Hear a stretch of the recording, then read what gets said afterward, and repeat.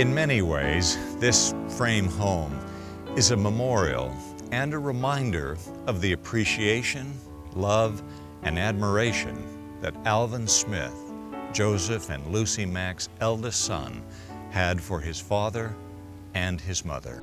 Not long after the Smiths moved into the log home, situated a few hundred feet to the north, they contracted to purchase an additional 100 acres adjoining their 80-acre farm.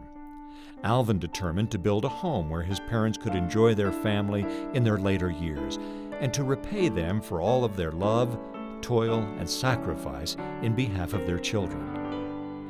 Sadly, before Alvin could finish this more spacious frame home, he died on November 19, 1823, while the Smiths still resided in the log home.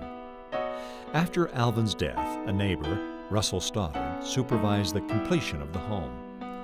The Smith family lived here for less than 5 years, from 1825 to the spring of 1829.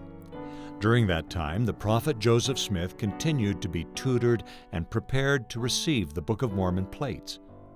For a brief time, in the autumn of 1825, he and his father left to earn money to make the payment on the home and farm by working for Josiah Stoll of South Bainbridge, New York. During that time, Joseph Jr. met and married Emma Hale of Harmony, Pennsylvania. After they married, January 18, 1827, they traveled to Manchester and lived in this home with Joseph's family. The comfortable but meager financial state of the Smiths is reflected in the simplicity of this room. Soon after Joseph brought the plates to the Smith home, the bricks of the fireplace hearth were removed. The plates were safely hidden beneath them, and then the bricks were carefully replaced to avoid suspicion.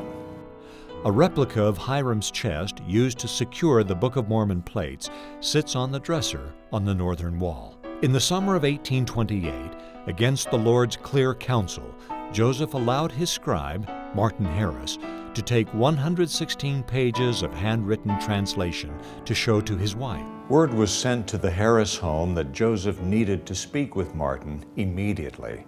Hours passed before Martin entered the Smith home, where he sat at the kitchen table with his head in his hands, avoiding eye contact with Joseph. After some time, he declared, "I have lost my soul." Joseph immediately clenched his hands together and exclaimed, "All is lost, is lost. What shall I do? I have sinned. It is I who tempted the wrath of God by asking him for that which I had no right to ask." Lucy Mack Smith recalls that he wept, walking backwards and forwards, weeping and grieving like a tender infant until about sunset, when we persuaded him to take a little nourishment. A young schoolteacher named Oliver Cowdery boarded in this home during the winter of 1828 to 1829.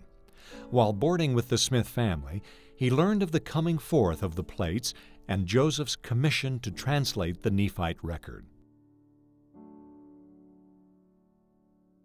For more information on hallowed ground sacred journeys, please visit virtualtours.byu.edu.